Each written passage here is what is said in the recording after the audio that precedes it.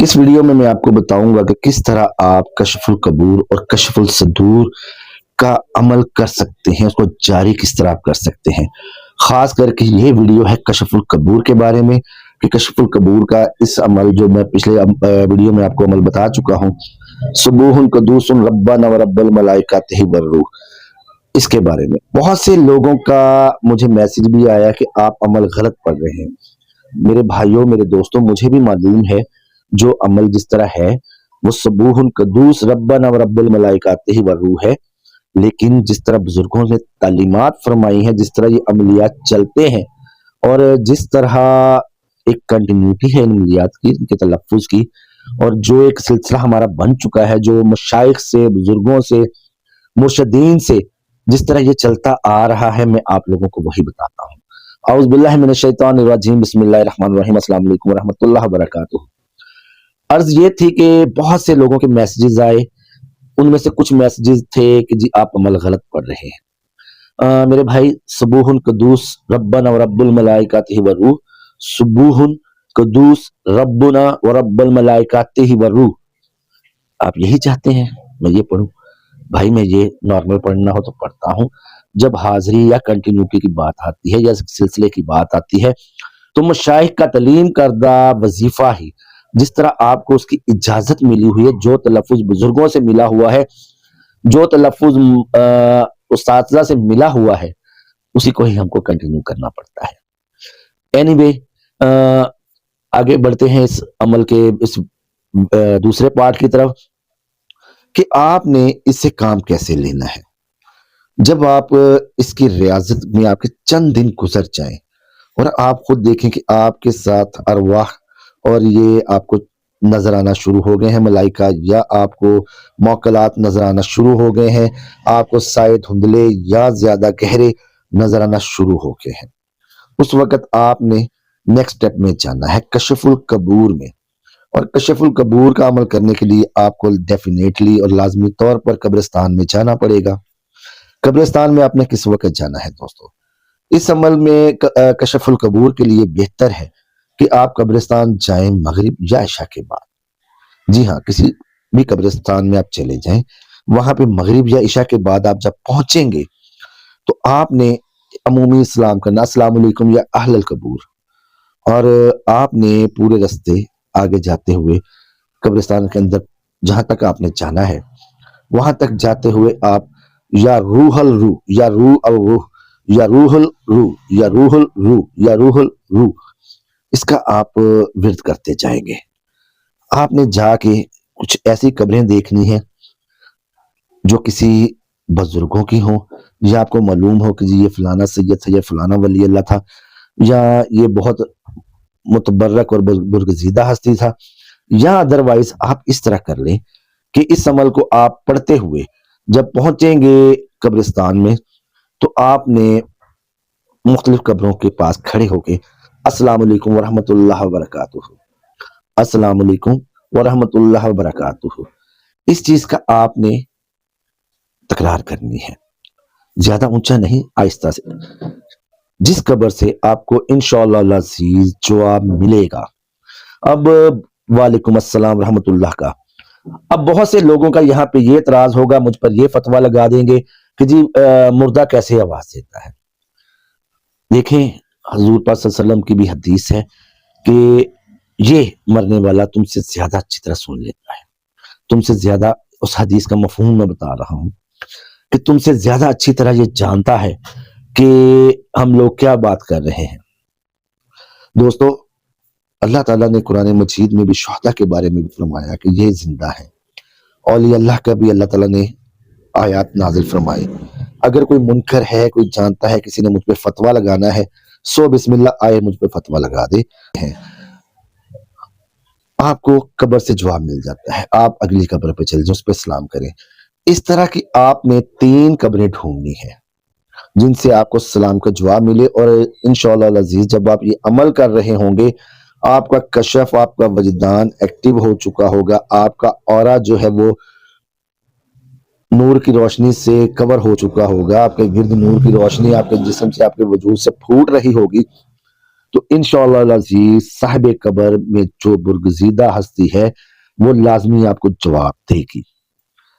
آپ نے جس قبر سے آپ کو سلام کا جواب ملتا ہے، محسوس کریں کہ جی میرے کان نہیں بج رہے، مجھے واقعی جواب ملا ہے، آپ اس قبر کے اوپر نشان لگا دیں، آگے جائیں دوسری قبروں پہ کریں۔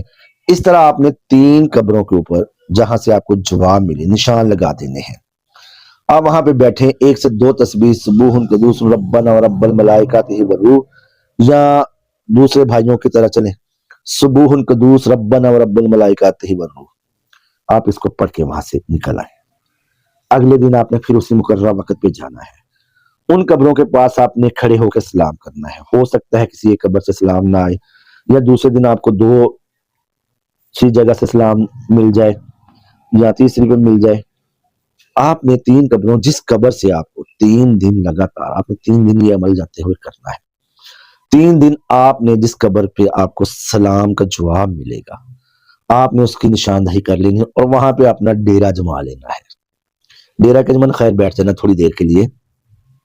وہاں پہ بیٹھ کے آپ نے سب سے پہلے سورہ تکاثر، الحاکم التکاثر حتی زرتم المقابر، اس کو آپ ورد کریں گے۔ اس کو آپ نے 7 مرتبہ پڑھنا ہے، اور اس کا ثواب جو ہے صاحب قبر کو، تمام انبیاء کرام، صحابہ کرام، اولیاء کرام، بزرگان دین، مشائخ اعظام، تمام مومنین مومنات کی ارواح، اور خاص کر کے اس صاحب قبر کو آپ نے اس کا ثواب ہدیہ کر دینا ہے۔ اس کے بعد آپ ایک تسبیح پڑھیں گے استغفار کی، ایک تسبیح پڑھیں گے درود شریف کی، اور 11 تسبیحاں آپ کریں گے سبوح قدوس ربنا و رب الملائکۃ والروح، سبوح قدوس ربنا و رب الملائکۃ والروح، اس کی آپ 11 تسبیحاں کریں گے، اور حالت مراقبہ میں آپ وہاں پہ بیٹھیں گے، اور دھیان جو ہے وہ آپ کا قبر کے اوپر ہو، جو آپ نے دھیان لگانا ہے، اپنی میڈیٹیشنز، اپنا تصور جو ہے مراقبے میں بھی آپ نے اس قبر پہ کرنا ہے۔ کچھ دیر بعد آپ کو اس قبر سے حیولہ سا دھوئیں کا، روشنی کا کچھ بھی محسوس ہوگا، اور آپ نے اپنی پڑھائی کو جاری رکھنا ہے۔ سبوح قدوس ربنا و رب الملائکۃ والروح، سبوح قدوس ربنا و رب الملائکۃ والروح، اس کو آپ نے کنٹینیو کرنا ہے دوستو۔ جیسے جیسے آپ اس پڑھائی کو کرتے جائیں گے، بزرگ وہ حیولہ، وہ دھواں انشاءاللہ العزیز آپ کے سامنے نورانی شکل میں حاضر ہوگا۔ بزرگوں، آپ اپنے تمام مسائل، معاملات جو بھی ہے روحانی میں آپ کے مسئلے مسائل ہیں، دنیاوی ہیں، وہ باذن اللہ وہ آپ کو ان کا جواب دے گا، اور آپ نے ان سے یہ بھی اجازت لینی ہے کہ اگر میں گھر بیٹھ کر ہی آپ یہ پڑھوں اور آپ کو حاضر ہونے کی اجازت چاہوں تو آپ ہو جایا کریں انشاءاللہ العزیز۔ اس کے بعد اگر آپ جب بھی گھر میں آ کے بیٹھیں، یا کہیں کسی کام میں اگر آپ کو کوئی مشکل ہے اور آپ اس بزرگ کی حاضری کرنا چاہتے ہیں، تو آپ ایک تسبیح پڑھ کر سبوح قدوس ربنا و رب الملائکۃ والروح، سبوح قدوس ربنا و رب الملائکۃ والروح، یا میری زبان میں سبوح قدوس ربنا و رب الملائکۃ والروح، یہ ایک تسبیح پڑھ کر آپ نے ان بزرگوں کو ہدیہ کر دینی ہے، اول آخر 11 مرتبہ درود شریف کے ساتھ، اور ان بزرگوں سے درخواست کرے کہ باذن اللہ اللہ تعالیٰ کا آپ پہ کرم ہو، اللہ تعالیٰ کی رحمتیں ہوں، آپ کے درجات بلند ہوں، میرے پاس حاضر ہوں، میری اس معاملے میں رہنمائی فرمائیں۔ وہ بزرگ، وہ ولی اللہ جس کے لیے بھی آپ نے یہ عمل کیا، انشاءاللہ العزیز باذن اللہ وہ آپ کے پاس حاضر ہوگا اور آپ کی امداد یا مدد کرے گا باذن اللہ۔ ہر چیز باذن اللہ ہے دوستو۔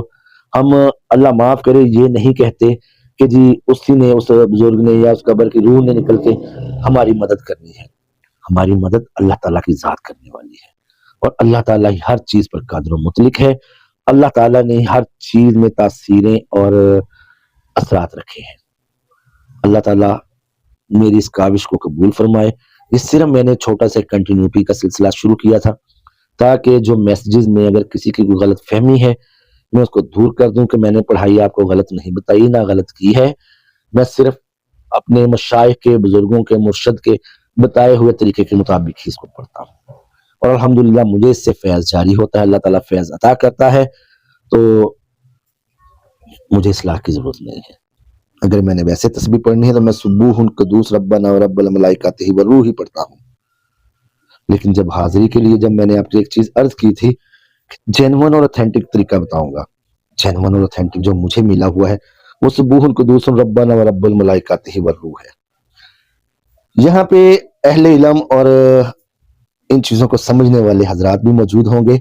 बहुत बहुत दानिशवर और फिलासफर हजरात मैसेज में मिल जाते हैं, कमेंट्स में मिल जाते हैं। उनसे अर्ज है कि ये अमलियात का जो मामलात है ना, अमलियात की जो पढ़ाइयाँ हैं, ये ज़बर ज़ेर और पेश पर है। अगर आप किसी भी मामलात को, अगर आपने खुदाई मामलात की तरफ जाना है, तजल्लियात का आपके ऊपर ज़ुहूर चाहते हैं, तजल्लियात का नज़ूल खुद पे चाहते हैं, तो ये चीज़ें मैं आपको क्लियर कर दूं कि पढ़ाई को हम ज़ेर के साथ पढ़ते हैं। अगर हमने किसी को मुसख्खर करना है तो हम ज़बर के साथ पढ़ते हैं, या किसी के ऊपर हमने हावी होना है तो पढ़ाई को ज़बर के साथ पढ़ा जाता है। और अगर हमने किसी चीज़ को हाजिर करना है तो वो पेश के साथ पढ़ी जाती है। ये चीज़ ज़हन में रखिएगा दोस्तों। अल्लाह ताला मेरा और आपका हामी और नासिर हो। मिलते हैं नए अमल में। अस्सलाम वालेकुम रहमतुल्लाह।